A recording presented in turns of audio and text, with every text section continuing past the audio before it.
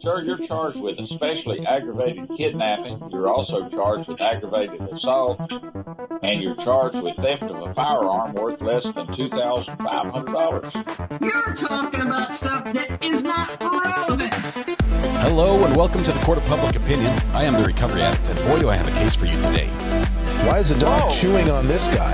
I think they have got the wrong guy there. Got the wrong guy, and the dog was biting him. He roughened him up quite a bit. There's a lawsuit.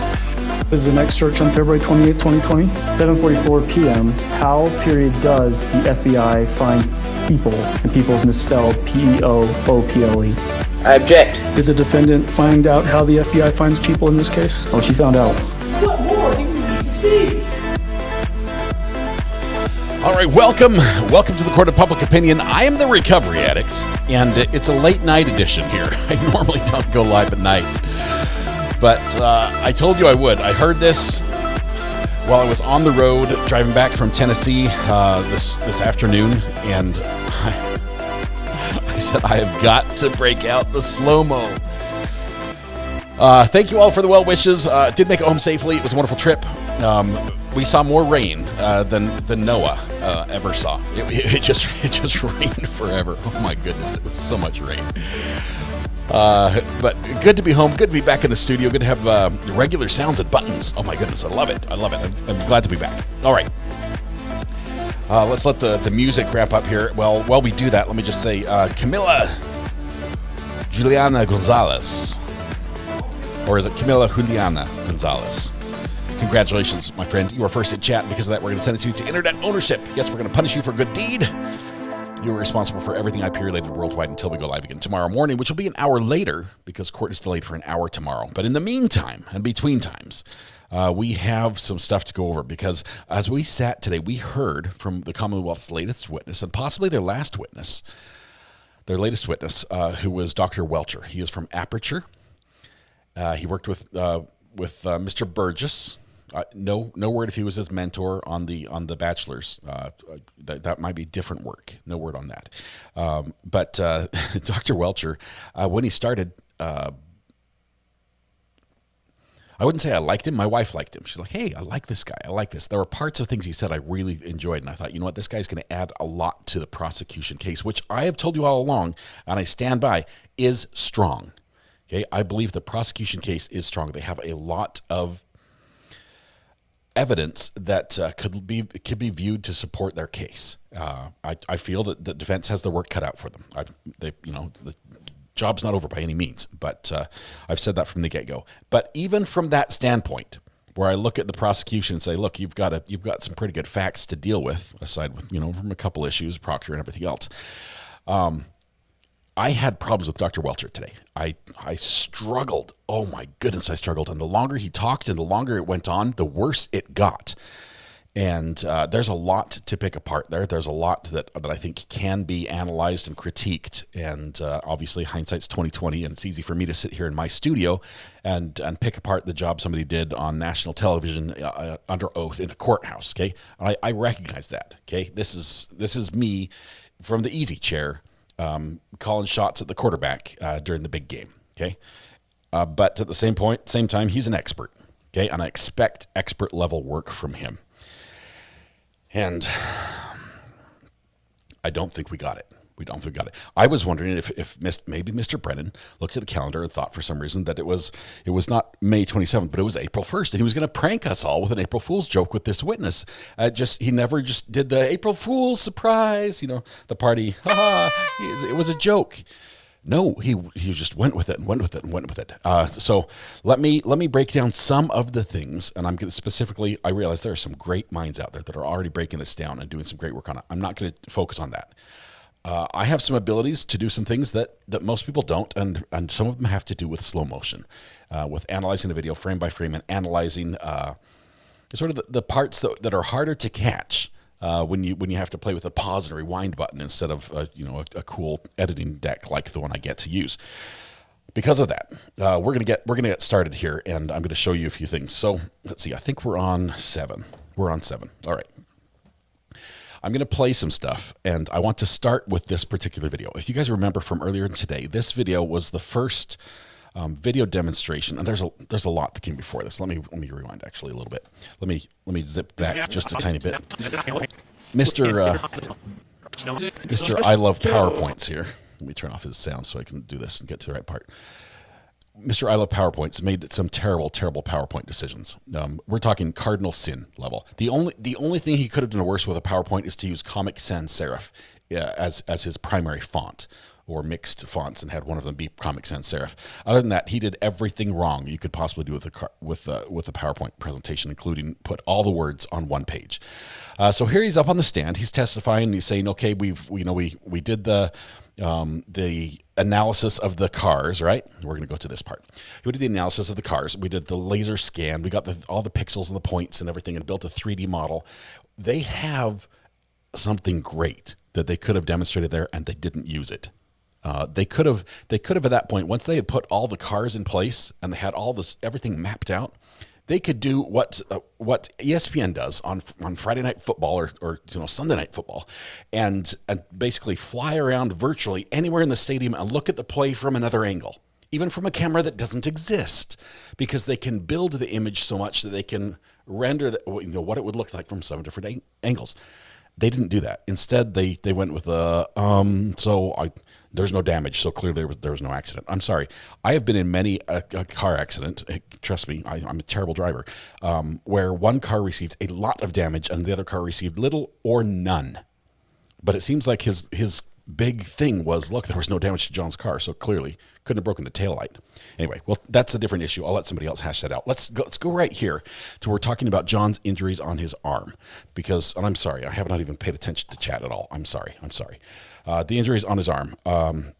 This is the worst case of prosecutorial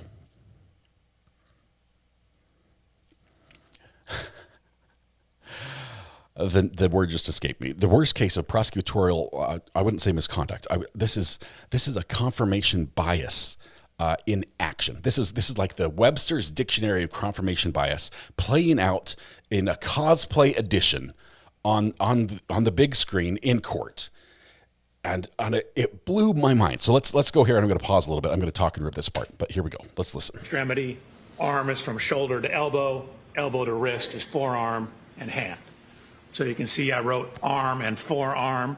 Okay, first of all, I love how he breaks down. I took one class with a bunch of people who went to medical school, so let me tell you how the body's labeled, and let me screw that up in the process. So arm, elbow to shoulder, elbow to wrist is forearm. So looking at the injuries to Mr. O'Keefe's arm, forearm, as well as his hand. Okay, these are redacted, so stop. Enter the cosplay edition. This guy, it wasn't enough to go out and get Karen Reed's car. That was a good move, okay? Props on you. Aperture, that was the right thing to do. Get an exact model of Karen Reed's car if you're going to do some tests. But then he went out and he played dress up, and he dressed up exactly the way John O'Keefe was dressed up. He got the shoes, he got the hat, he got the pants, he got the shirt, he got every single thing, and then he cast himself as the character because of how similar he is, as like doppelganger. And then he goes in and he says, "We're gonna reenact this scenario to show you how it happens." Same make and size shoes as Mr. O'Keefe, the same brand of jeans as Mr. O'Keefe, the same brand and size shirt of Mr. O'Keefe. You see the Lexus in the background. We have matched the height to the Lexus. What I'm showing here is both my height, and then keep in mind where the height of this wing is. We call it a wing. We'll call it an air dam. We'll call it a bunch of different things. Exhibit number 1. This is a photo collage. This is what I did on summer vacation in a PowerPoint used with, for a scientific experiment. There's some dude holding his phone taking pictures, okay? And the pictures are terrible. You can't read the measuring tape. You can't see any of the details. He pulled up to the lot at the police station and snapped a few photographs and crawled underneath and stuck his fingers up in the bumper and said, "Nope, no accident." Relative to my right eye. So now I'm wearing, in addition to the same shirt and shoes, same type of sweatshirt, and actually the same kind of baseball hat. I'm channeling John O'Keefe, is what I heard. We've got at the Ouija board. I've channeled John O'Keefe, and now I'm going to reenact for y'all how this went down. We tried to determine the exact glass from the waterfall grill. Found out they were getting different ones at different times, but I ordered my glass. Apparently, I'm not sure if he ordered as many drinks as John had as well, but I mean, to keep it authentic, he probably should have done that. From the same distributor that Waterfall Grill ordered their glasses from. So you can see in my right hand here, I have a glass. Here's a glass. It looks similar. It's from the same location. And then in the lower right photograph, what I've done is I've rolled up my sleeve, taken the sweatshirt off, and I'm going to look at how this contact pattern lines up. Okay. When he says, look at how this contact pattern lines up, he literally is saying, I am looking to achieve a desired result. I have a picture of the injury and I have a car.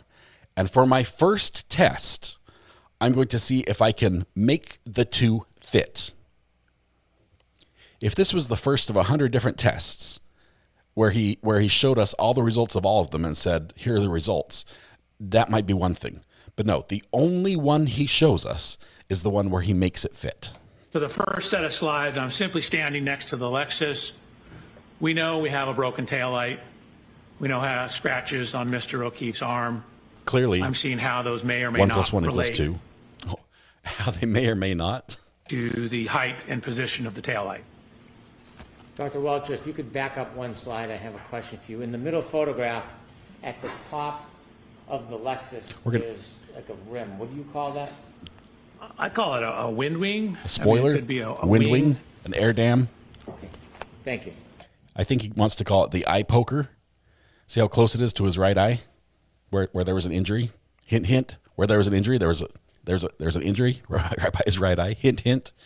All right, we're going to fast forward just a little bit. Okay, right here, we have on the screen. And let me see if I can. Where's my mouse? This guy. All right, on the screen right here on this right side. I'm not sure if you can see the mouse very well. You can't. Not there. Let's try over here. It's not showing you on that one. It's doing a weird mirror thing. Okay, on the right-hand side, there are two cars, and there's some blue paint where the red taillight should be. Keep an eye on the blue paint. We're going to play this through at full speed, and I'm going to slow it down and break it down and tell you exactly why this is a problem. The first test you're going to see is me just walking backwards, or actually sideways, into the Lexus. Yeah, we'll talk about that. What I've done is I've painted the Lexus right rear tail light with what's called grease paint. Kind of sort of like paint, but it doesn't dry. And then I have backed up sideways, side shuffled into the Lexus with my arm out, see what the damage pattern looks like. What a great scientific experiment. Stop. What a great scientific experiment. Completely unbiased. Just let the events happen as they do so you can see the results, right? And there it is, clear as day. Matching up, you see the picture in the corner? Injuries on John's arm, blue paint on the arm. What more do you need, right? What more do you need to see? No. Stop. Let me just show you this one video. Turn off his audio so it won't make a problem. We're going to back up to right here, and we're going to take it a little bit slower. All right? Spin forward until he comes on the screen. You want it slower than that, right? Okay, stop. He says he's walking sideways.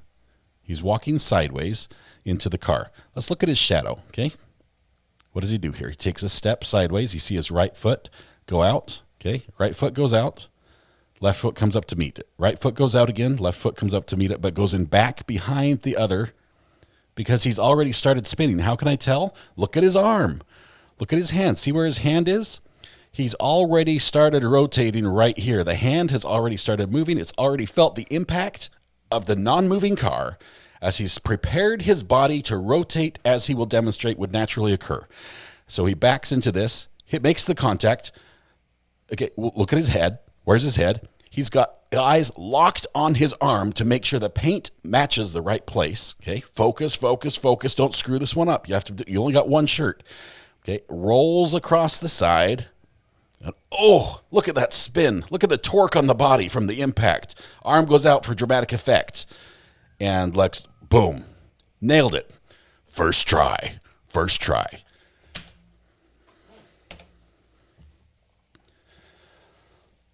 Oh. Their tail light. So then what you see is I've shown the photographs again. I show the paint transfer onto my arm. Stop. Let's talk about the paint on your arm. I see blue. I see yellow. Why do we have yellow? We have yellow on that one part of the arm because we want to show where it would hit on the car. So we only paint the one part where we want the paint to land on the car. Heaven forbid a different part of his arm hits, right? Grease paint on my hand was to show where my hand would hit the taillight. And so just kind of me walking slowly sideways into it, the approximate location of the taillight, and I'll line it up with the broken taillight in a second, lines up with the approximate location of the lacerations on Mr. O'Keefe's arm. Dr. Welcher, let me ask you a question. When you're in... Before you do that, Mr. Brennan, let me ask you a question. I'm going to roll back and show you this one more time, and then I want you to put this in scenario of what they're trying to tell us actually happened. Let's back up a little bit. Back up. Let's get the paint off your arm. Here we go. Come on. A little faster. Okay. Right here. Imagine just for a second that Dr. Welcher was not, in fact, two-stepping into the back of the car, but the car was backing up at what they say about 25 miles per hour. Okay? The impact of this collision, which was strong enough to throw John O'Keefe several feet off away from the road and into the 34 Fairview, according to the Commonwealth, the impact lasts 0.1 to 0.2 seconds. But in that time, with his unbroken forearm and his elbow, also unbroken, he is able to roll around the car, keeping contact. His arm must just like right around that corner, so quick, all while getting struck and keep maintaining the force and transferring it to his body to throw him without bruising anywhere else. Boom. Just like that. Stop. Wait a second. Let me zoom in. Something's not right with this picture. Boom, boom, boom, boom. Okay, let's move around just a little bit. Let's keep this on one side. I need a little bit smaller. There we go. And this right here. So we have the injuries to the arm. I would say that the upper scratches are in the right location and in the right direction. However, all the rest of them are going the wrong way based on how the body was located. All the rest of them should be from elbow to wrist, right? Because the car is going one direction. It's going across. It's going across like this. Okay, it hits here and it goes across his arm. That's where we get the scratches. It should go across right here. The movement is the same.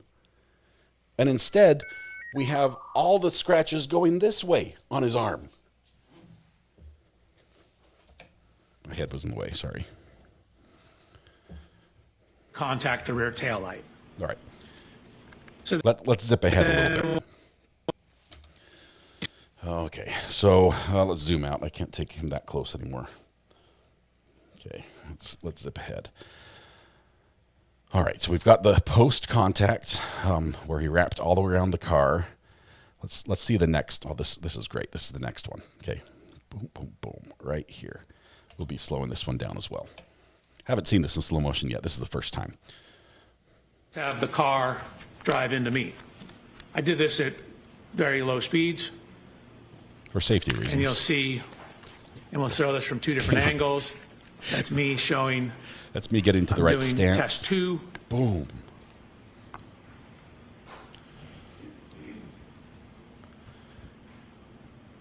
This is from a camera that we have pointing down at it. This is, I believe, the same test looking from the top. Look at his feet. Look at the position he has to be in.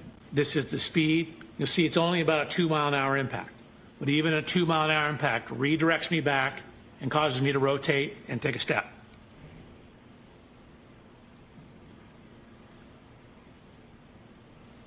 First, let me go over to the car and pretend we're having an argument with the driver. I don't care. I'm going in. Whatever. You do you. See you later. I'm out of here. Oh, no, he wasn't doing that. Stop. He wasn't doing that. That was just saying 2 miles an hour. No faster. Promise me. No more. No, don't. So help me. If you hit me at 24. Yes. Boom. Okay. Stop. I need to see this in slow motion. Let's go back. Okay. Here we go.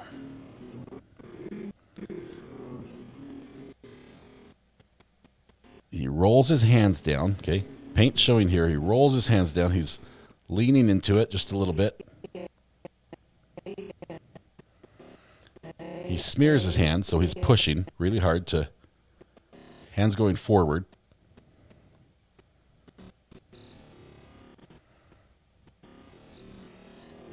And wouldn't you know it, that foot he's planted way up front is used to launch himself backwards and spin him around, because that's the way it works.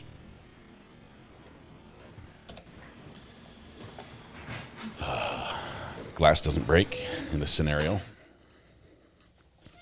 We get sidebar number 18 bajillion for the day at this point. So let's fast forward and see if there's anything else we want to hear from this. Go a little faster here. Here we go. Alessi comes back from the sidebar. I want to just see what his face looks like on this one.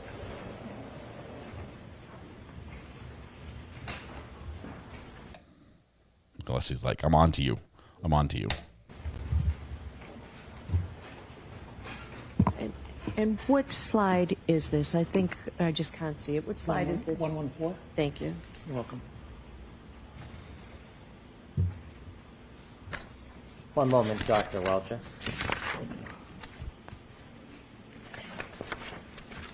When you were showing us this video, you walked to the side of the passenger side of the car, didn't you? I did. And why did you do that? I was discussing with them what to do. You were discussing with who what to do? The driver. I'm sorry. Does it sound like he believes his own answer? I was discussing. Let's see if he nods an affirmative and believes his own answer. Let's do a quick little rewind.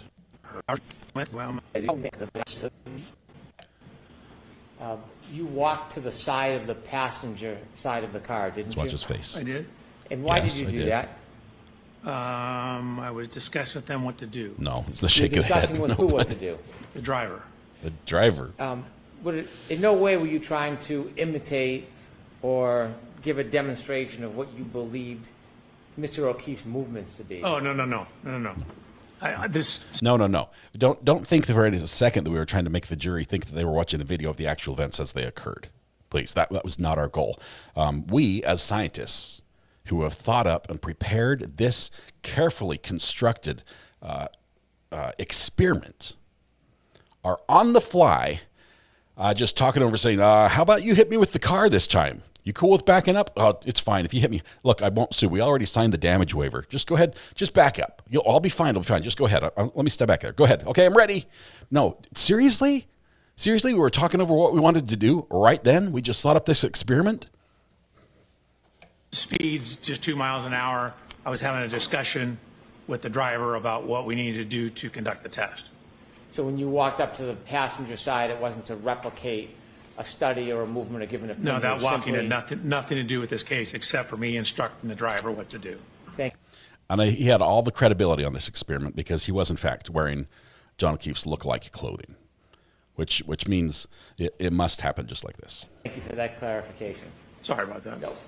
No apology necessary. Could you go back to the beginning when you were explaining this so we can go through it?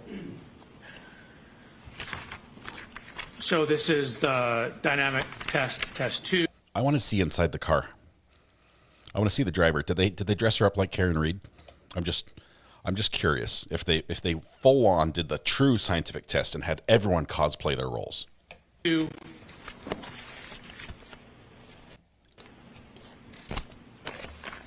So again, this is the view from behind. Okay, so stop. Let's look at that one again because we didn't watch that one in slow motion. Now, okay. He's watching. Look at that head. He's got his head locked in. This is like a player watching the ball come in, a batter watching the ball, watching the pitch. Keep your eye on the ball. Keep your eye on the ball. Head pivots with it. He sees that he's a little high. He adjusts. Got to get it down where he needs it. Boom, boom, boom. Rolls it. I bet he had one nasty bruise the following day. I bet that right arm just had just some nasty bruising on that shoulder from that impact with a 6,000-pound car at 2.5 miles an hour.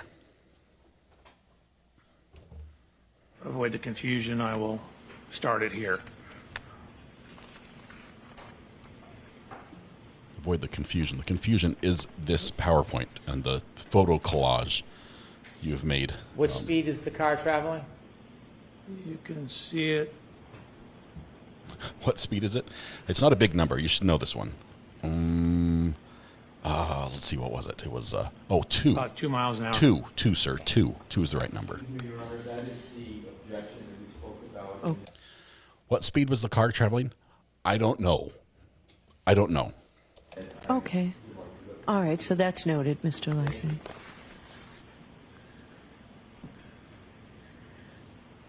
So similar to the other test, this is the post-contact image of the transfers onto my arm. And oops, I accidentally posted a picture of John O'Keefe's injuries on the same photograph because clearly, same thing. Actually, the yellow paint, you can see from my hand is here. This is from the arm and forearm. Here's the paint transfer pattern. And that slide number, I'm Dr. sorry, Welcher? I'm terrible with that. That's Slide okay. 116 now. That was 115. Thank you. Slide 116. What I've done is I've taken these yellow lines to show the extension of the components on the rear of the exemplar Lexus. Then I've done this extension of those same components on the rear of Miss Reed's Lexus and shown how the approximate location of the fractures in the taillight match up with the approximate location of the contact. I'm sorry. Are you saying that you have matched up these images with the image on the arm? Because the size is completely off. With this current scale, John O'Keefe's body, which we can only see the shoulder of, would end somewhere halfway up the rear window. He would be a midget. He would be a short person. But guess what? At least the scratches match up. Great work, doctor. Of the arm onto the taillight. Dr. Welcher, do you have any indication of how Mr. O'Keefe's arm was bent, what angle it was bent at? Not exactly, but not exactly. Do you have any indication at all? No. But for these to be taillight shard fragments, they would need to be in the area of the taillight, but it could be further up. We know from the police photographs that there was a damage to the rear body panel in the area I'm searching here. So it's possible his arm was a little higher up and the glass hit the rear of the Lexus and caused that damage. His arm could be somewhere else, but we need the glass to be right there to cause the damage, even though the glass doesn't match the other glass. And your glass is from some distributor that waterfall buys from. Right. I will strike that last part of it. Objection and strike, says the judge. The purpose of the circle is for what, Dr. Welcher? To show, in this case, primarily the location of the lacerations up on the arm, the upper part of the arm, and that they match up with the locations of at least the one remaining shard in the rear taillight of Miss Reed's Lexus. Looking at the picture of the Lexus, bottom right middle, are there any marks on the Lexus itself that you took note of? Yes, it's on the next slide. Thank you. Actually, okay. Now he's adjusted the arm to the right size. So there, again, Roughly. this is the evidence marker, there was a horizontal scuff. We know Mr. O'Keefe had. Is that horizontal? Because he's got slants on it showing that it's like upward. Blue jean type pants on. There's a scuff in the area that would approximately correspond to hip level. And this is why you never lean against cars, people, because those blue jeans will just flat out take the paint off just about any vehicle. You got to be careful, especially if it's your hip. Just the slightest brush, and next thing you know, you're paying for somebody's paint job. Mr. O'Keefe. And next slide, please. Yes, ma'am. 118. Thank you. Did you describe what you saw on the bottom right-hand corner photo as well? I believe, yes, I did. That's the scuff that lines up with the approximate height of Mr. O'Keefe's right hip. So then I included previous image that you've seen, slide 119, with the reconstructed photograph of the rear taillight, showing where some of the fragments are. You can see where those fragments are relative to the curvature of the taillight. They'd be in the area somewhat centered within the region of the two yellow lines. Stop. We have a problem. We have a problem. I can see this. It's making sense. It all adds up now. On the right, as you see those pieces that are put back together, you can see that they could cause those injuries to his arm, and they match up nearly perfectly. The only problem is they would have to still be attached to the car to injure his arm. If they're broken and gone, it's an issue. And the pieces were found they were broken out. They were broken out. Proctor found them later. All the Proctor's pieces need to be attached to the car to cause some of these injuries. On slide 119. Is there anything about the photograph in the top right-hand corner that's important? If so, could you zoom in and show us? So again, it's showing that this is when it's, I believe, in the Sally Port at the police station, showing that there's our horizontal scuff. That's clearly on the right rear body panel. That's clearly hip damage. You know, hip. That's hip damage. Whose hip is that size? Whose hip is the size of a quarter? Is that the only part that would be damaged? If your hip hit it hard enough to scuff the paint off, right? To scratch it down to the base layer of the vehicle, would there be, I don't know, maybe some bruising on the hip? Would there be just, the slightest bit of damage on the car? Because your hip's pretty much, as far as mass goes, that's where it's at. The mass is in the asset area of the body. Would there be some damage at all?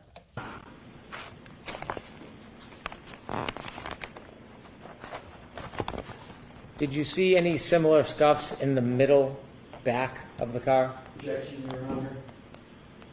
Sustained. Let me lead for just a minute. Did you see anything notable as far as damage to the middle back of this Lexus? Oh, yeah, I saw some scuffs, like you just said. The middle? Yes. Like back where the doors are? But with the middle of the back of the car, did you see any similar damage to the middle? There were scuff marks that ran along the bumper. Okay, continue, please. Oh, wrong answer. Let's keep going. So this is just showing his jacket he was wearing, that the puncture marks coincide to the marks on his arm. This is from the autopsy report. A couple things it notes: a 0.5 centimeter abrasion on his right lateral knee. He's got a laceration on his right eyelid. Okay. He wants to say this laceration was caused by the spoiler on the back of the car. The only problem was there was glass in it. That corresponds to the height of that rear wind wing.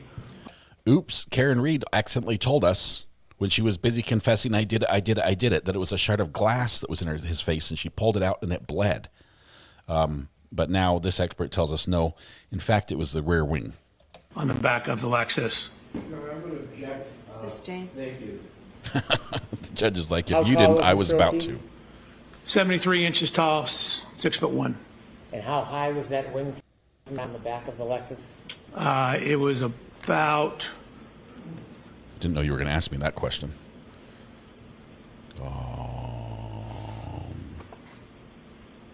Can you lead with the question, lead with the answer so I would know? It's about 5 feet 11 inches, maybe 5 feet 10 and a half. Thank you. You're welcome.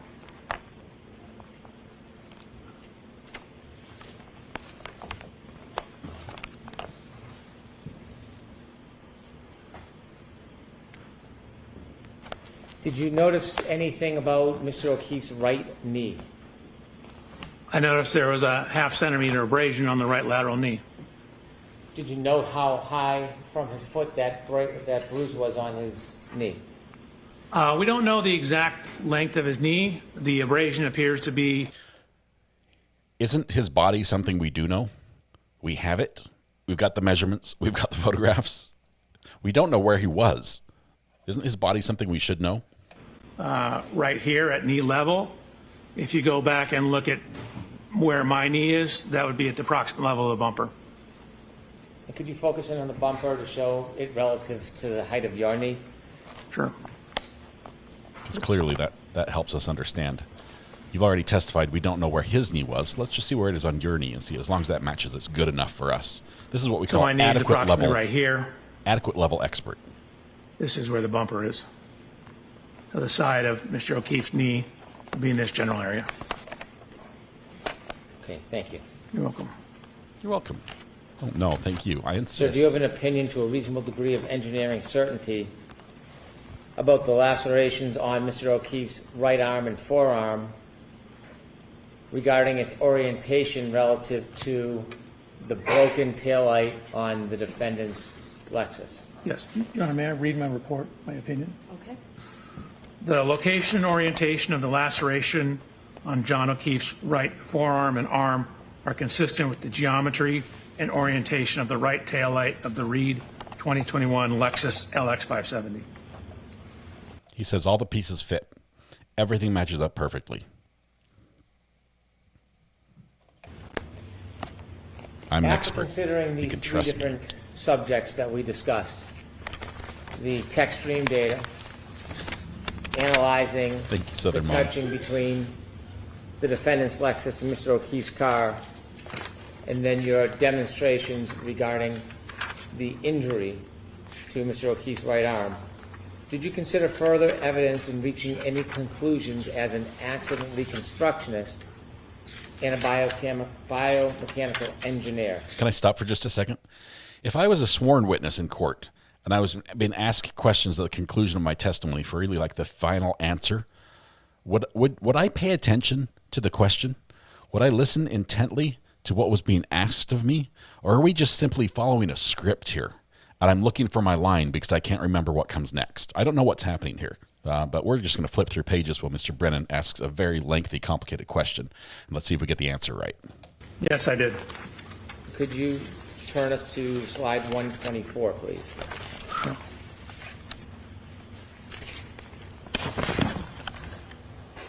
So this is some of the location of the physical evidence.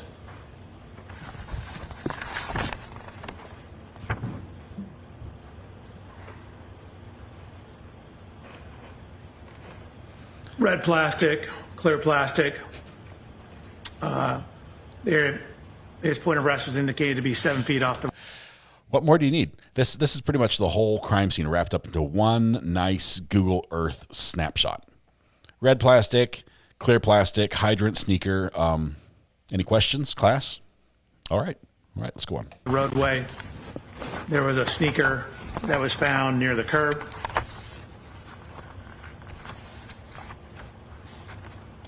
There were various fragments of taillight found in the snow on the morning of the incident.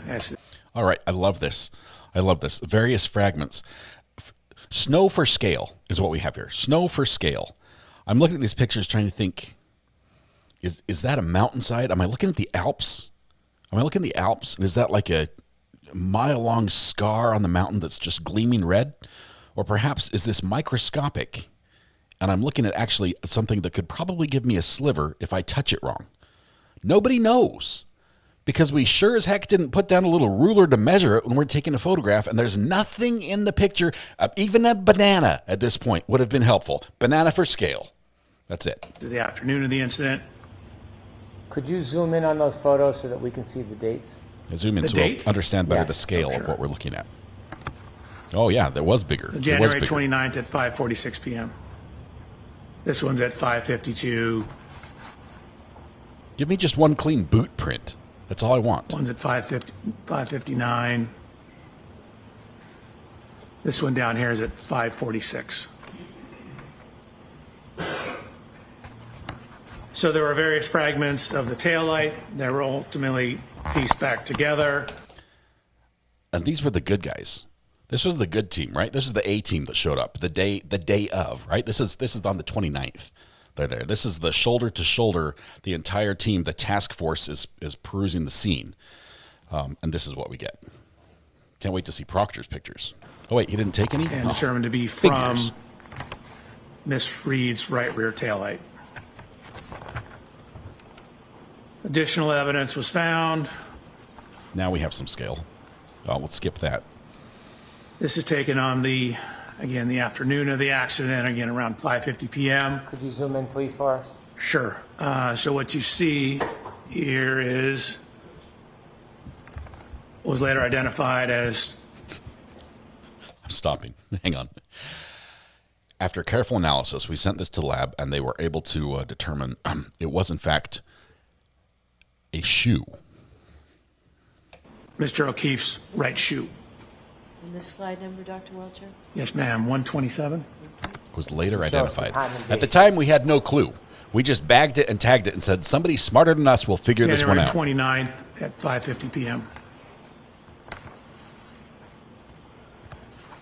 So a series of photographs.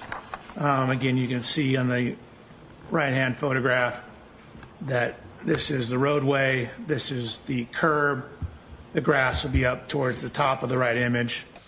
I'm sorry, that you can see that. You can gather that if you understand everything else. There's nothing in this picture that makes it clear to see what is what in this picture. On slide 127. Other than the shoe. The shoe is found, up against, in the roadway, up against the edge of the curb. Baseball hat. Again, okay. Baseball hat. Get the ruler out. Get the ruler out. Nobody knows what a hat looks like or how big it is. Okay, this could be a Lego hat. I mean, honestly, this could be a Lego hat. Let's get the ruler out, put it down there, so everyone knows how big a baseball hat actually is in real life if they've never seen one. Acquired a same baseball hat. Baseball hat was also found in the snow. You can see. I want you, before you move ahead, the baseball hat, could you give us a close-up view and also the date and time? So that's where it's buried in the snow. Let's get the date and time right. These were taken on February 3rd. I'm not sure what time. What did you just say? We're sure. Let's listen again. Buried in the snow. These were taken on. These were taken on. Okay, good. These were taken on February 3rd. I'm not sure what time it was. Okay. Brendan smells a problem. There was also red liquid identified. I believe they indicated to be blood in the snow. You did what? Excuse me? Well. And could you give it? Sustain. Sustain that objection and strike. Sustain and strike. Judge strikes of her own volition. Just Sua describe sponte. the color of what you saw rather than what it was. It was blood colored, sir. There was blood red colored. coloration in the snow. And could you give us that date if it's different than February 3rd? I thought that was February 3rd as well. Is there a date on the photograph? Okay. This is Mr. Welcher not picking up the clue that Mr. Brennan is dropping. Let's go back and listen for just a second. There was red coloration in the snow. And could you give us that date if it's different than February 3rd? Can you give us that date if it's different than February 3rd? That's the clue, right? This is like the flag. Different. I underlined that in my words. I thought that was February 3rd as well. Great. You doubled down and said it was the same.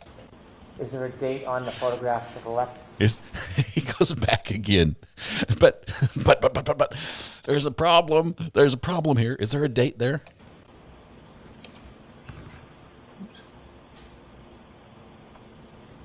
No, Mr. Brennan. While I was making my photo collage, I must have cropped that off. I couldn't fit everything and the dates, so I cut out the pertinent data so I could fit everything on the screen.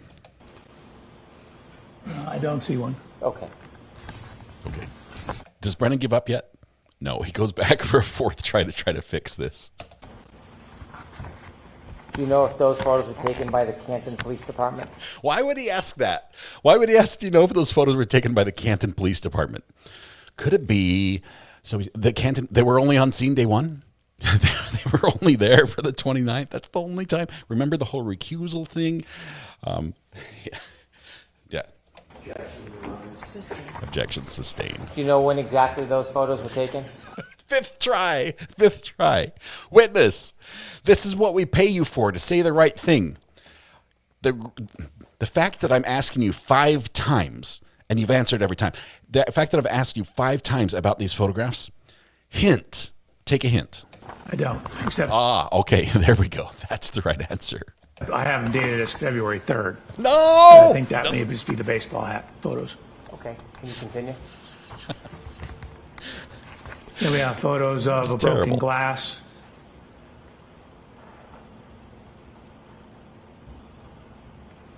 Surrounded by red marks in the snow.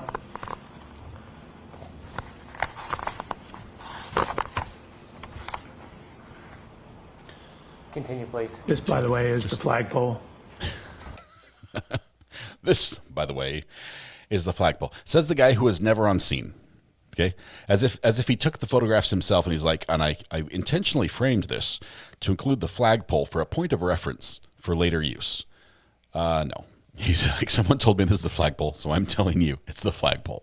And that slide number, please, Dr. Yes, ma'am. 129. Thank you. Slide 130.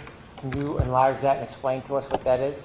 Sure. So at the bottom, it indicates where it's from. So this was from a presentation Read Lexus presentation. Read Lexus pedestrian throw. Pedestrian throw. I'm sorry. I do owe you guys an apology. I have been in the car for the last, I don't know, it seems like 24 hours driving across the country to a road trip over this weekend. Drove about 2,000 miles, 2,200 miles or so, something like that, in about 4 days. And I've just barely gotten free of the vehicle. And I did eat a whole bunch of Buc-ee's. Let me turn this on here. Buc-ee's ghost pepper beef jerky, which I regretted immediately after every piece. But then, as my tongue feeling would come back, I would eat another one, and then the regret would start again.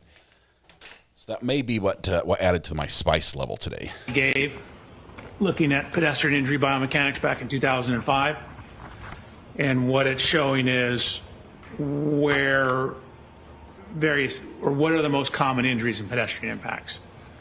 So what it shows is head injuries are the most common injury in pedestrian impacts. Head injuries are the most common injuries in pedestrian impacts. We're literally just looking at the law of averages to determine if this was in fact a car crash with a pedestrian or a slip and fall. So on the right-hand side, it's all injuries. You can see of all the individual study, the highest prevalence or highest or most common injury was head injuries. In those that sustained severe life-threatening injuries, again, the highest was also head injuries. So head injuries are very commonly associated with pedestrian impacts. We know he had a head injury.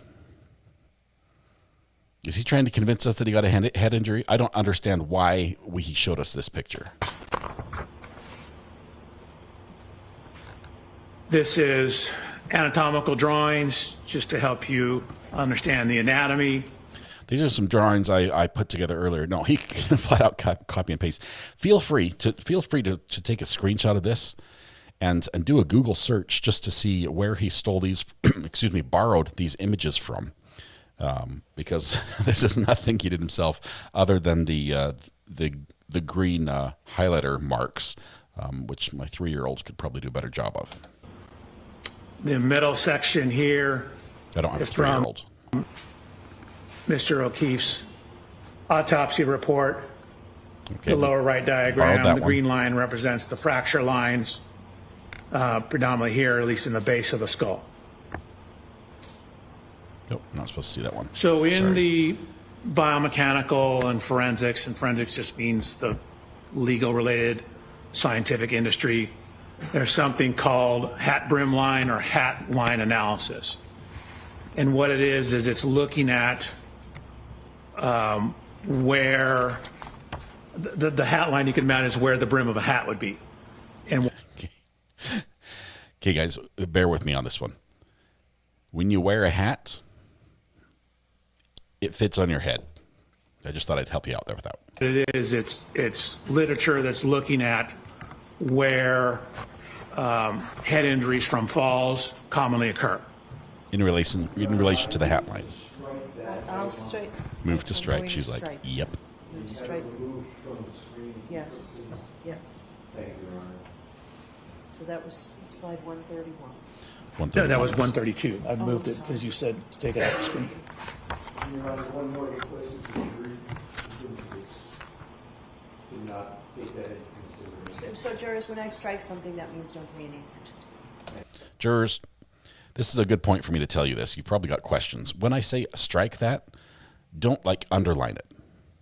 Put a line through it altogether and block it out, scribble it out, and then also erase it from your mind. Continue, Dr. Welcher. Continue. So, Your Honor, I need to go past that slide. Okay, go ahead, go past it. Click, click. There we go. This is the next slide. Is there a problem with this one? Okay, if you can continue. It's like, am I good to go? Yeah. Sure. Sure. So I provided peer-reviewed scientific literature that looked at a metric where they were publishing research trying to delineate falls versus blows or assaults. And so this metric is in that scientific literature. They looked at a total of 400 different events, 235 falls, 165 assaults. And so you can see where it says mandible. So mandible is your lower jaw. Can you enlarge that a little bit, please? Your Honor, pardon the interruption. I'm moving to strike. Yeah, let's take that slide down, and I'm going to see you inside. Please. How many strikes do you get before you're just out as an expert? I mean, I realize in baseball you get 3, right? We've passed that already. We've passed this with Dr. Welcher. I think he's like on 4 or 5, and he's not done. So I'm going to move to sidebar really quickly. Let's fast forward as they go to sidebar. Let's see, where are we at? So let's go a little faster here. Quick. It was a long sidebar to right here. Is going to do this in open court. Just talk to Dr. Welcher for a minute. Okay, what happened here was we got, they're like, look, you're showing pictures that are not admitted into evidence, and we need to crop those out. We need to get rid of them. And so they talk to him, and he puts things together and gets it fixed. And everyone's like, okay, now we're all happy. We're fat and happy. Now can we continue? And they say yes. I don't want to offend the court. Okay. I don't want to offend the court. All right, so what's his next trick? I think we're still waiting. Still waiting. Okay, there we go, right here. Here, 133. 133, please. We crossed out 132. So we did skip over 132. We skipped over that one as well. Keep going. There we go. He really wants to show 132. If you can enlarge that just a little bit for us. Sure. And Biggin. Now, you mentioned that there was studies that talked about guiding the difference between potential injuries. Correct. Okay, explain that. Sure. So I gave 3 papers and someone's dissertation on this issue. There's 3 papers and someone's dissertation. Someone out there did their life's work sorting out these details, coming up with that paper. There's 3 papers and someone's dissertation.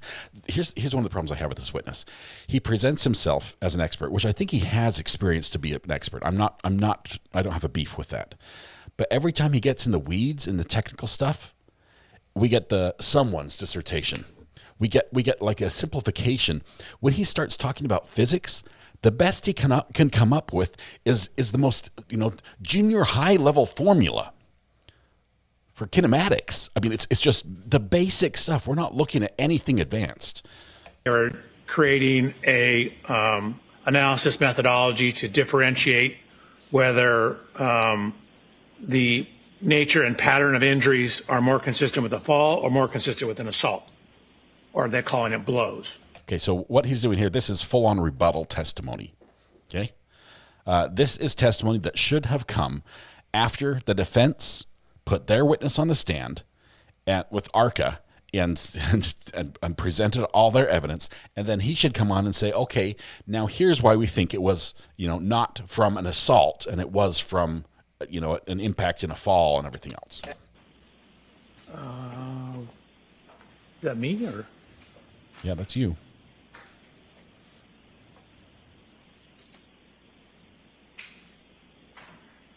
$132 or $133? $133.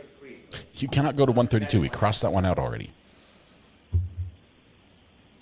So we did skip over 132. Yes, we skipped it. The judge ruled it out.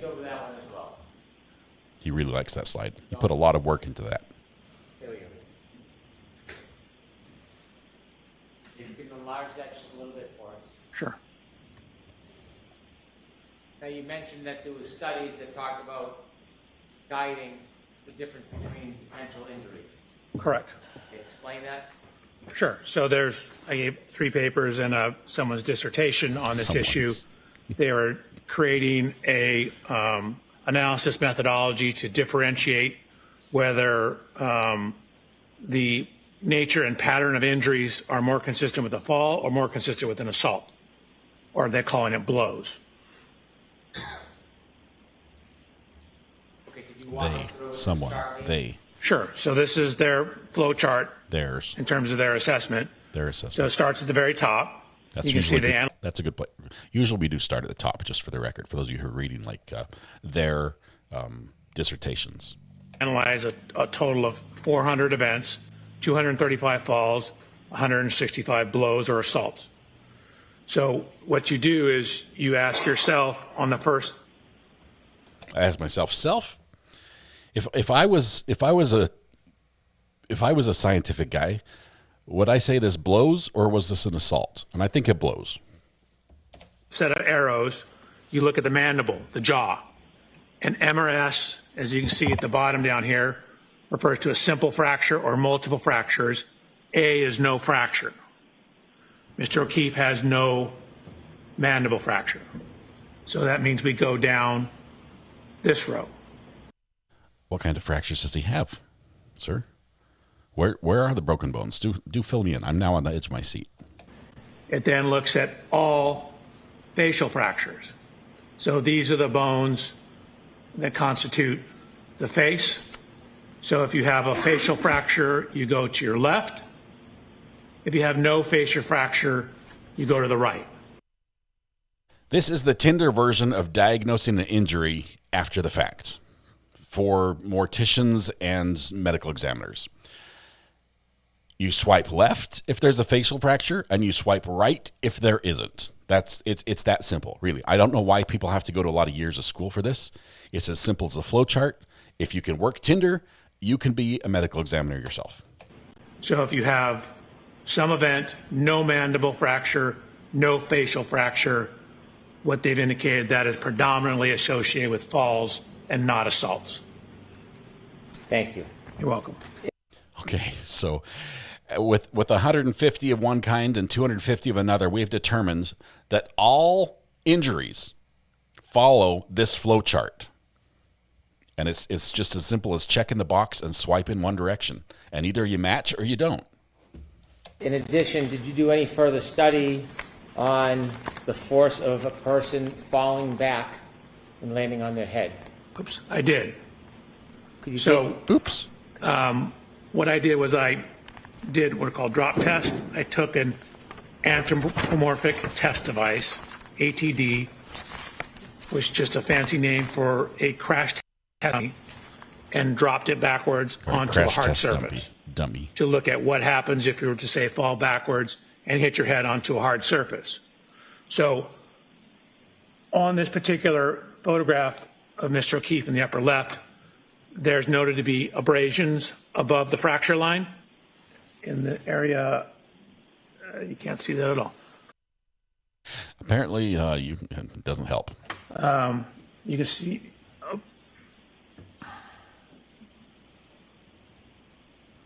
Noted to be abrasions right here. Your Honor, I brought a hat. Your Honor, I realize that they say hats off in court, but I brought one. And I think if I dress up as I tell this part of the story, it will really add a lot to the jury experience as a whole. That was the one I used in my testing. May I put it on and demonstrate something? It's a divining hat. It's like the one in Harry Potter. It has all sorts of powers. When I wear it, I know things. Mr. Alessi? If you would like a sidebar, or I can... Are you objecting? I am objecting. That's sustained. No, you can't put it on. Okay. So I will show you the dummy test I did. Watch when the shoulders hit the ground and the head hits the ground. It creates kind of an arc path that will drag and slide objects up the head. So if you have something such as a baseball hat, it'll cause it to drag across the scalp, dragging it up to a similar location to where these abrasions are. I'd really like to see this. What he's describing here is basically, think of a mannequin, but made out of people stuff, okay? You've got this mannequin that he's tipping over, and he says if you do it, it falls, it creates an arc pattern, and when it hits, the head drags, and it causes a stretch, right? Like an abrasion on around the hat line. I'm intrigued. Again, this is it's crash test dummies you see on television. As seen on TV, which means you can trust it. This is myself.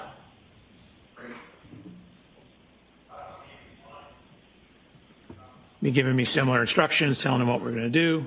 You know, look, buddy, I realize this is going to hurt. If you can let go of my butt, that would be better.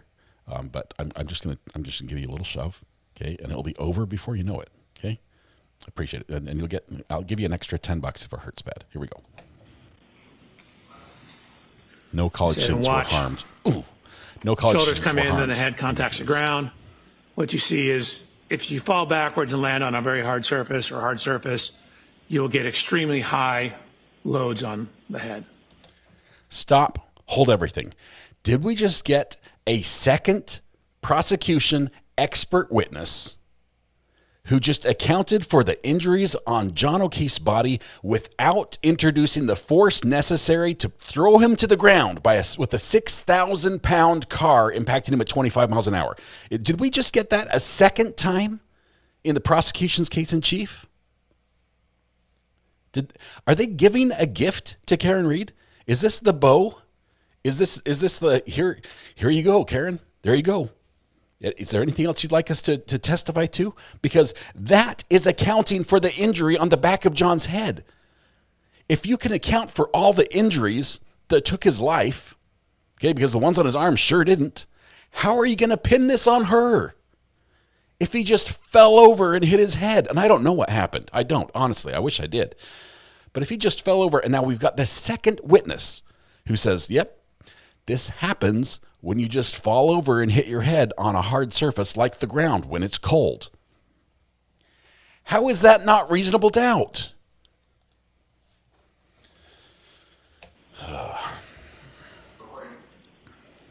Breezy, If play you a B. compare that Thank you to very much. data in the sign. Yeah. Please explain what the chart is before you explain. Oh, sure. This chart up here? Nope, the next page. Right. You can enlarge it, tell us what it is before you get into the details. Absolutely. Stop. I want to go back. We want to do this slow motion. Let's rewind a little bit. I want to see that fall one more time. Okay, here we go. Let's back it up. I'm going to pick him up and grab him by the butt. There we go. Okay, we're right here. All right, let's zoom in a little bit so we can see what happens, and it happens pretty quick. So let's raise it up and put it right over here in the center of the screen. Is that good? Does everyone have a good view right there? Okay. Let's do. Okay, well, it's back. There we go. Oh, so you're also standing on his feet. How rude is that? Of course he's... Okay. So slow motion. Here we go.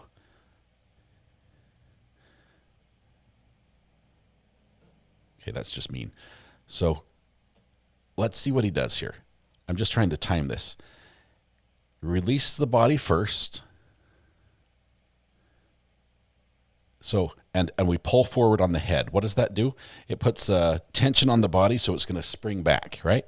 So look at that. See how the head goes forward right here? Thump. Goes forward and down right there. And then it starts falling backwards. So that's caused, that hasn't influenced the outcome of this test whatsoever, I'm sure. Still stand on the feet, and then off with the feet right now. Boom. Let's see. Stand on them till right now, and then let go so it can slide. And then we get the bounce. Let's see if I can raise that up just a teensy bit, because he is on the lower end there. Okay.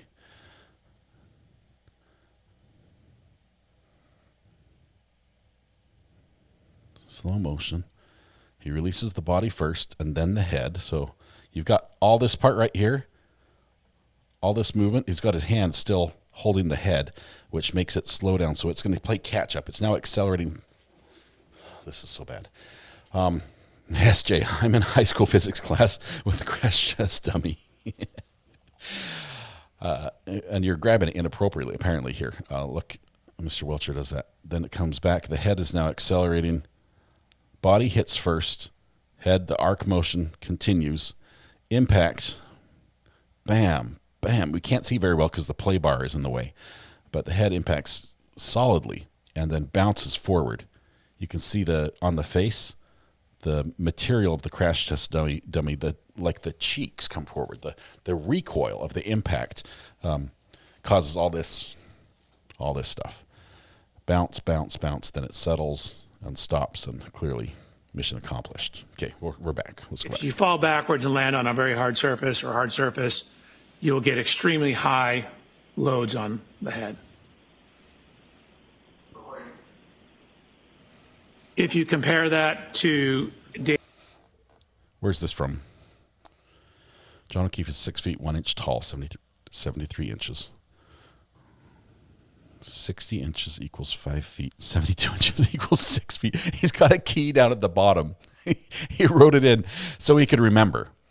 60 inches is 5 feet. 72 inches is 6 feet.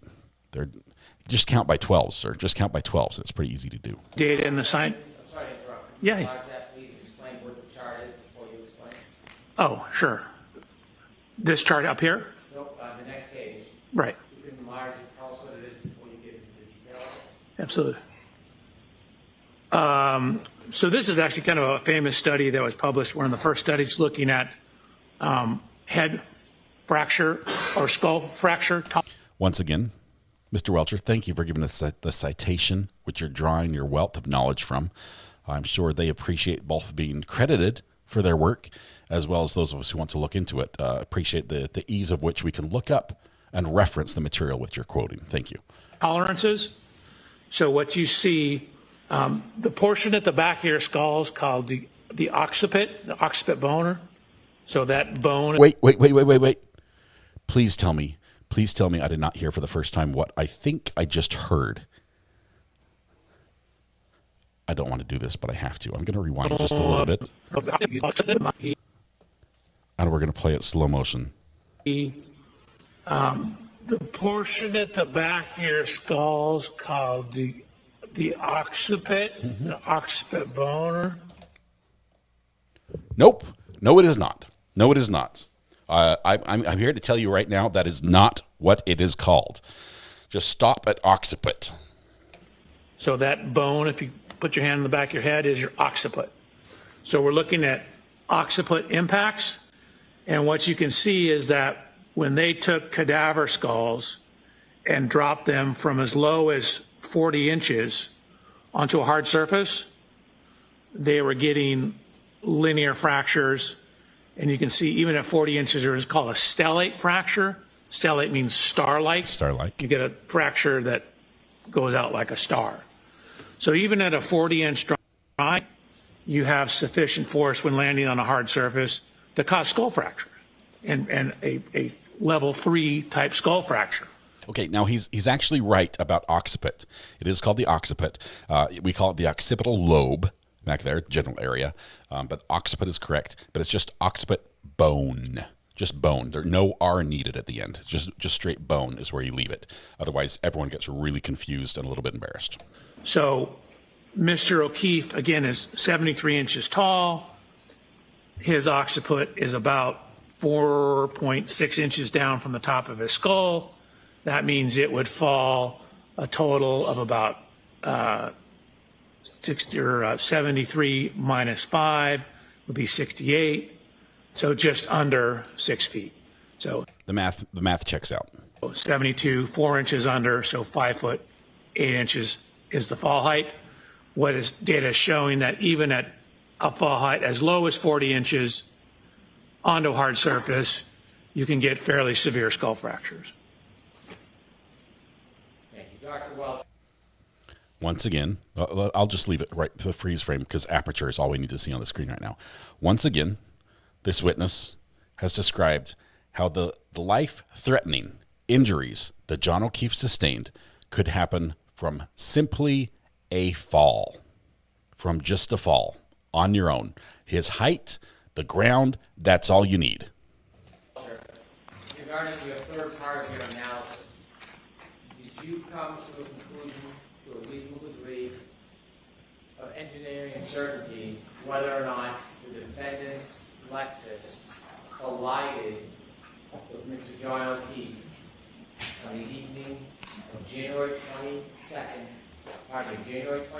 2022? Okay. Look at his eyes as Mr. Brennan is reading this paragraph-long question. Okay, look at his eyes because they're following along on a script, right? So back up a little bit. Here we go. Watch his eyes up and down. Collided. It's like, yep, next row. Yep, got it. Next row. On the evening of January 22nd. Yep, January 22nd. Oh, excuse me. Yep, I see that there. Yep. Around 12:32 a.m. Yes. Before you give me your opinion, I'd like you to share with the jury what that opinion is based on. Okay, what has Mr. Brennan done here? Mr. Brennan is setting the stage for a mic drop. He is basically saying, all right, knowing all this, everything else has led up to this moment. Do you have an answer for us? Yes, I do. Before you tell me the answer, can you just tell us one more time all the math, all the parts, all the pieces, all the components that went into this grand experiment that you created that led you to your answer, which we are waiting to hear? Sure. So based on the 130 slides you've seen, based on my personal inspection of the Lexus, the correlation of the text stream data with the infotainment data, as well as Mr. O'Keefe's cell phone data, it's looking at, I guess, where the taillight wasn't broken. It's looking at the physical evidence at the scene in terms of taillight fragments, glass fragments, red color in the snow. Red color in the snow. That was the kicker, the red color.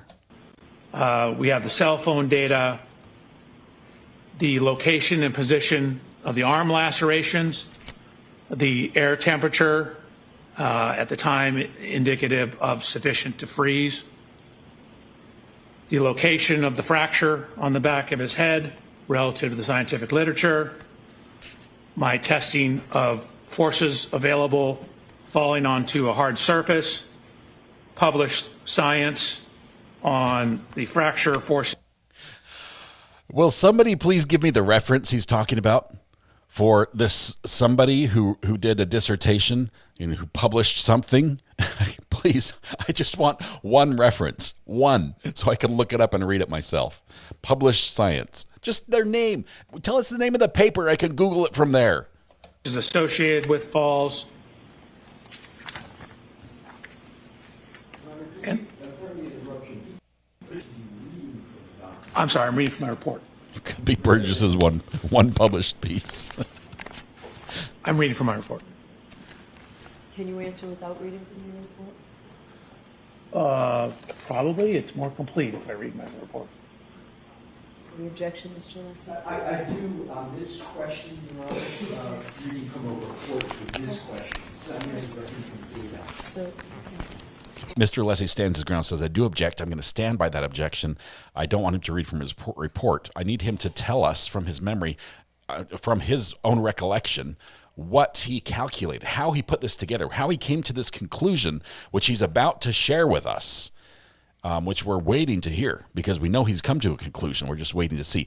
To his credit, the witness does a good job without his report. Let's hear him do it.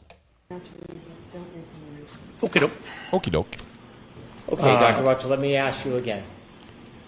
Based on your analysis, data available, reviews, study, based on the fact that you are an accident reconstructionist and a biomedical engineer. Okay. Mr. Brennan, if he can't read his report, can you not read it either during the question?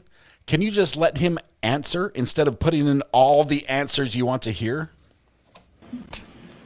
Have you reached an opinion to a reasonable degree of Listen, engineering? let me go back and listen to Brennan ask this question. Okay, listen to his leading question to make sure he wants to include these in the answers. so, try not to read, don't read from your report. Okie doke. Okay, Dr. Welcher, let me ask you again. Okay, he was ready to answer.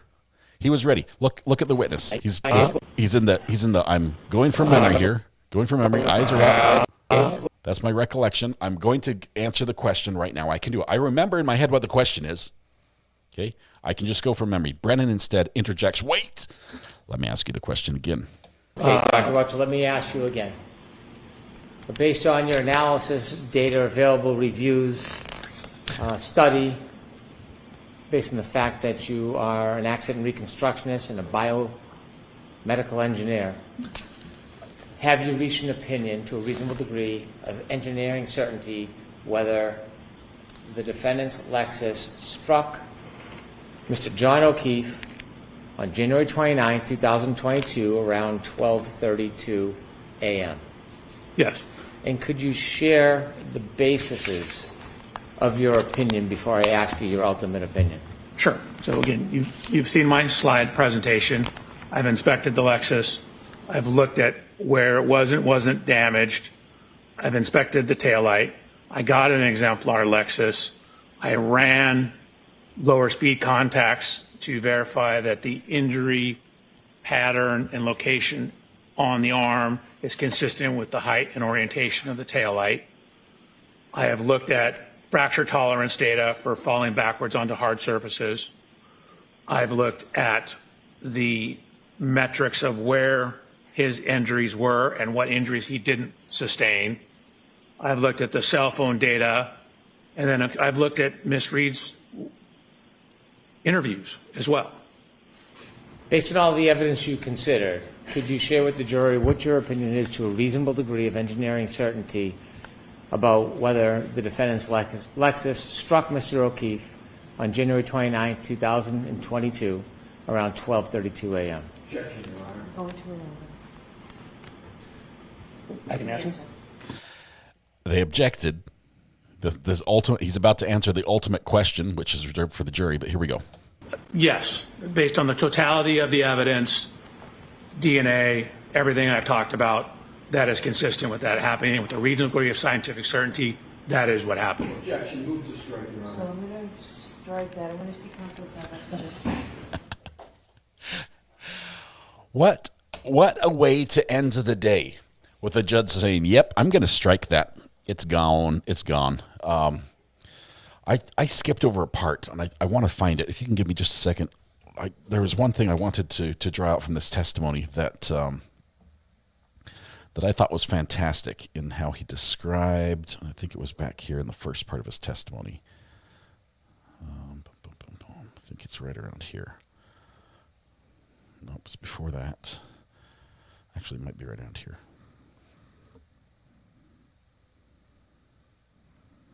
After this, and right here. Oops. Which is insufficient to cause the tail light that's recessed in from the edge on the right rear of the Lexus to contact the rear of the Chevrolet. Okay, so he's talking about the tail light and the two matching up. I think with what they did on that dot point recreation laser scan model, with that information, you could have built and had a 3D image we could look at from every angle as the collision occurred. And that would have answered the question. They didn't do it. Why didn't they do it? I think because you see how close it is, the jury could said, actually, I think the other thing could have happened. Considering all the data and analysis that you did you come to a conclusion to a reasonable degree of engineering certainty whether the right rear taillight of Miss Reed's Lexus was broken or damaged during the contact with Mr. O'Keefe's car at around 5:07 a.m. on January 29, 2022? That impact did not break or crack that taillight. Is that your opinion? That's my opinion. Is that to a reasonable degree of engineering certainty? All you have to say is yes or no. That's to a high degree of engineering certainty. Wait. On the scale, is high above or below a reasonable degree of engineering certainty? Just to a, let me back up. I forget. Oops. No, I went way too far. Move again. I was on high speed scroll and I ruined it. No. Sorry guys, we need professionals to come in and help me out here. So let's go back. We were right back here on the arm.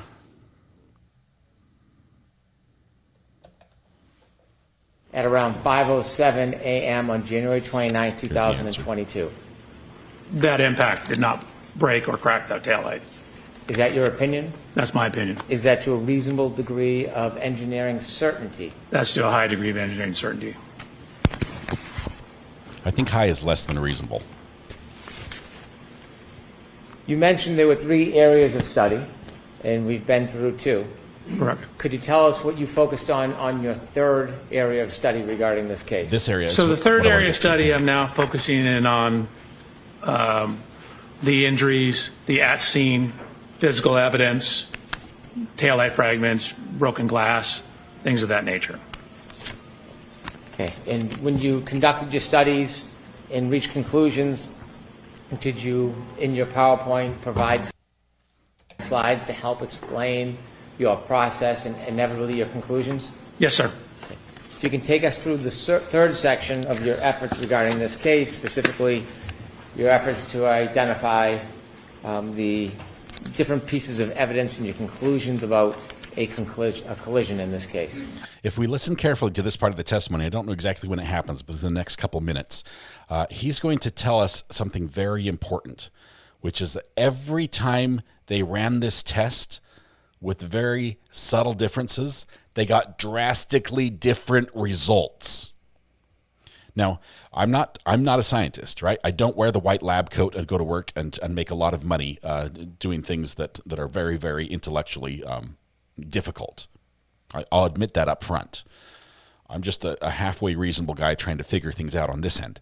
But if you can't repeat the results, how do you know your test is good? If there are so many variables that a slight difference only detected after the fact under video analysis is enough to completely skew the results, how do you trust the process you're using? Absolutely. Slide 104. Please. So this is a... Is this 105, Dr. Welcher? I'm sorry? 105, yes, sorry. Slide 105. This is a picture of Mr. O'Keefe's right arm, forearm, hand, and wrist. In anatomy, your arm is defined from your shoulder to your elbow, and then from your elbow to your wrist is your forearm, and then this is your hand. So technically when you say arm, it really means from your elbow to your shoulder. Most people call this whole thing arm. It's actually the upper extremity. Arm is from shoulder to elbow, elbow to wrist is forearm, and hand. So you can see I wrote arm and forearm. So arm, elbow, shoulder, elbow to wrist is forearm. So looking at the injuries to Mr. O'Keefe's arm, forearm, as well as his hand. So this is me. This is me. I'm actually 6 feet, half an inch tall. What you see in the upper right is the coroner's examination report for Mr. O'Keefe. He's 73 inches tall. That's 6 feet, 1 inch tall. At this time, I was 220 pounds. Mr. O'Keefe, at the time of this incident, was 216 pounds. So I took measurements of myself. I'm actually wearing the same make and size shoes as Mr. O'Keefe, the same brand of jeans as Mr. O'Keefe, the same brand and size shirt of Mr. O'Keefe. You see the Lexus in the background. We have matched the height to the Lexus. What I'm showing here is both my height and then I'm sorry. What is that? A landscaping? Is that like is that a surveyor's ruler? Like a surveyor's measurement tool there that he's holding up, which you can see nothing on. It's just like white. It was like we matched it. We just matched it, everything. And then you've got the picture here on the top where he's like, "Look, Mom, I'm tall enough to go on the big boy rides. Look, I'm 43 inches. I'm a big boy, Mom." And trying to tell us that this is how this is how they got the scientific part right. We did the dress up. We nailed the dress up. We got the same shirt. We got the same brand, the same size. I'm even wearing the same size shoes. They pinch a little bit, but I can do it, and they make me faster. Mind where the height of this wing is relative to my right eye. Okay. Why did we crop the picture like this relative to my right eye? Why is his nose practically taller than his forehead? Why is he like this to get the relative height to match up to the wing? Is there more to this story? Why is he gazing at the sun to make his eye line up with the wing? So now I'm wearing, in addition to the same shirt and shoes, same type of sweatshirt, and actually the same kind of baseball hat. Okay. Why does it look like you don't have a belt and the pants are about to fall off? He looks like he's got the low riders going on. We tried to determine the exact glass from the waterfall grill. Found out they were getting different ones at different times, but I ordered my glass from the same distributor that Waterfall Grill ordered their glasses from. So you can see in my right hand here, I have a glass. Here's a glass. It looks similar. It's from the same location. And then in the lower right photograph, what I've done is I've rolled up my sleeve, taken the sweatshirt off, and I'm going to look at how this contact pattern lines up. So the first set of slides, I'm simply standing next to the Lexus. We know we have a broken taillight. We know how scratches on Mr. O'Keefe's arm. I'm seeing how those may or may not relate to the height and position of the taillight. Dr. Welcher, if you could back up one slide, I have a question for you. In the middle photograph, at the top of the Lexus, there's like a rim. What do you call that? I call it a wind wing. I mean, it could be a wing. Okay, thank you. A wind wing, a wing. Air dam would be another. Air dam, spoiler. Okay, so I then set about to do a little bit of testing with the Lexus. The first test you're going to see is me just walking backwards, or actually sideways, into the Lexus. I'm going to watch this one more time. What I've done is I've painted the Lexus right rear tail light with what's called grease paint. Kind of sort of like paint, but it doesn't dry. Great. Now you can't return the car. You're going to have to keep it after this. And then I have backed up sideways, side shuffled into the Lexus with my arm out. See what the... I'm sorry, I have to do the slow motion again.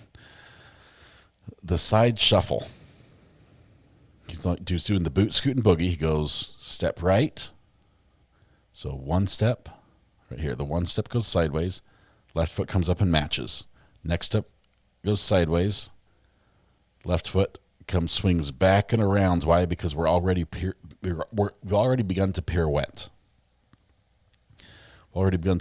And then the stumble for effect as we roll, keeping his eye on the ball, still watching his arm, making sure we get the ink in the right spot all the way around, getting a good imprint. Just get that good and covered. And yep, got it all the way to the edge and pull away. Ta-da! Holy cow! Never expected that to happen. Blown away by the results. Who would have thought? The rear tail light. So then what you see is I've shown the photographs again.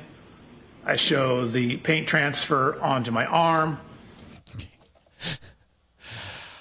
At this point, the witness is like, I didn't realize I would have this cool PowerPoint tool where I could make photo collages. And so what I did was I printed out the picture and I held it up to my arm so I could take a picture of it. I took a picture of a picture so that you guys could see. The yellow grease paint on my hand was to show where my hand would hit the taillight. And so just kind of me walking slowly sideways into it, the approximate location of the taillight, and I'll line it up with the broken taillight in a second, lines up with the approximate location of the lacerations on Mr. O'Keefe's arm. Okay, stop. It could be that this impact would 100% cause a pirouette every single time. It could be that no matter what, I mean, if you line up a whole bunch of people, recreate the same thing every time they get hit on the corner like that, it causes them to spin. That's possible. I don't care if it does or doesn't.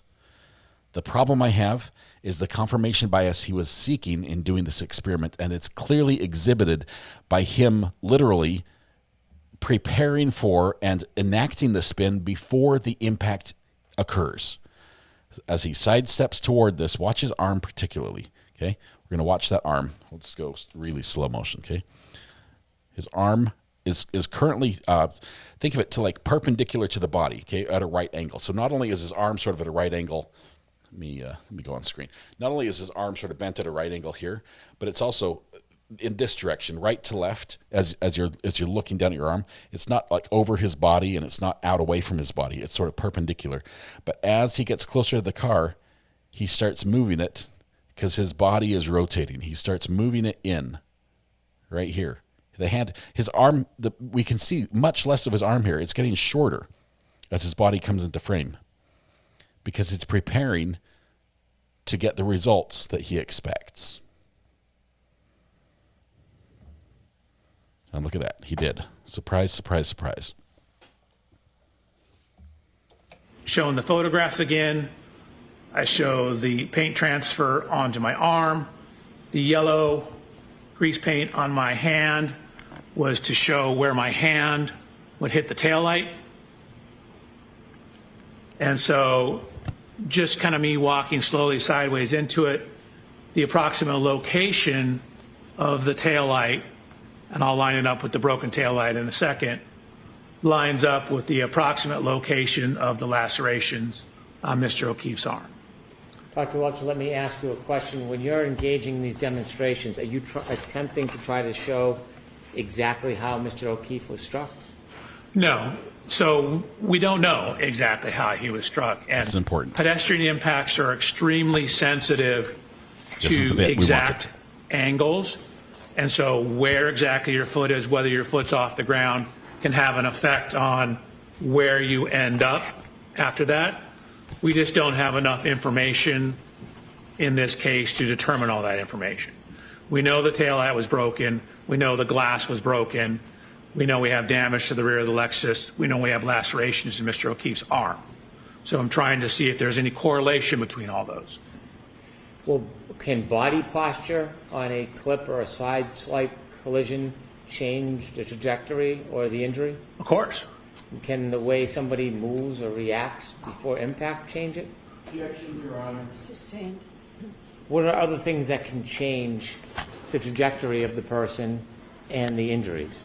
So, for example, if you get hit and knocked off balance or clipped and knocked off balance, you can take additional steps. That'll affect how far your body travels.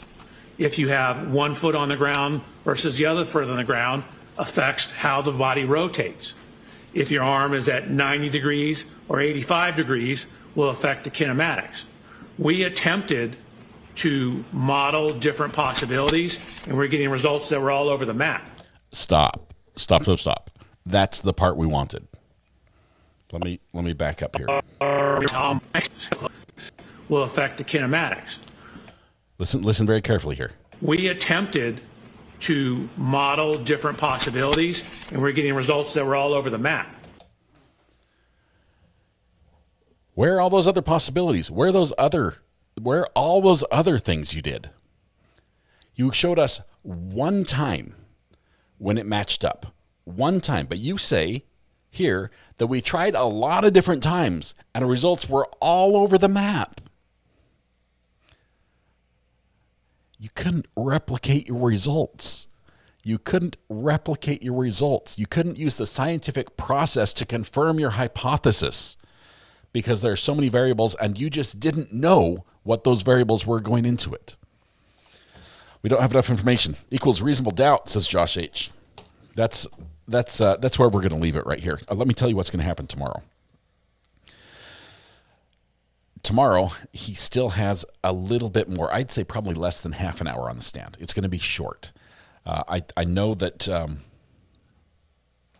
Hank Brennan is probably sitting at home watching all these clips on Twitter and YouTube and everything else and saying some not nice words about this witness. And they thought this would go better. And so he might try to sort of go over again just to straighten out the jury on where we left off, right? And try to get a few answers in better than we got them the first time, right? Even though it's already asked and answered. Hopefully Mr. Alessi is just on asked and answered and said, no, we covered that yesterday. And, move on. You don't get to go over and over and over the same thing until you get the answer you want. But we're going to get some of that from Mr. Brennan. We're going to get some additional information about, do these wound patterns match up with this, to a reasonable degree? Is this possible? Some of the questions we would expect from a crash reconstruction expert, as opposed to all the stuff we've had so far from him. And then it goes to cross. And I'm sitting here, I'm thinking, every time we watch Mr. Alessi fight and fight to keep something out and object, and then over his objections it comes in, it's turned into something that the defense has loved and they've had a heyday with and they've hit a home run. Look what happened to the last expert. He did the exact same thing. Is it possible that tomorrow we're going to watch Mr. Alessi flip this witness on his back like a turtle in Super Mario Brothers and kick him down the road, skipping all the way, because he's dug too deep. He's tried too hard. He's tried to cover too much. And speaking of, blows, I think this testimony blows. It is not what it should be. It was too much. It was too big. They went for a home run where they should have settled for a base hit with this particular witness. And tomorrow we're going to see that happen with Mr. Alessi on full display, and it's going to be epic. I'm here for it. I'm so here for it. All right, that said, I'm so excited to sleep in my own bed tonight. Nothing wrong with Holiday Inn Express. It was great. Thank you very much. I think I ate my share of bacon alone each of the breakfasts. But, yeah. I think the Commonwealth is in a weaker position now than they were on Friday because of this witness. And it's not done. It's not done. Tomorrow's going to be great. It's going to start an hour later tomorrow. So do be here on time. You don't want to miss any of it. It's going to go quickly on parts. But also, there's a very high likelihood that the state, the Commonwealth, is going to rest here very, very soon. And then defense gets to step up. And then we start calling witnesses. Who will they call first? And where is Proctor on the list? Where is Proctor altogether? Has he left the state? Is he hiding somewhere in some country that doesn't have extradition? I don't know. Somebody ask and find out. Hopefully he gets to show up in court. So tonight when you go home, please hug the people you love. Smile at someone to make their day just a little bit better. And please stay safe till we go live again tomorrow morning, an hour later than normal. You guys have a fabulous night. We'll see you. I'm going to get some sleep. Good night.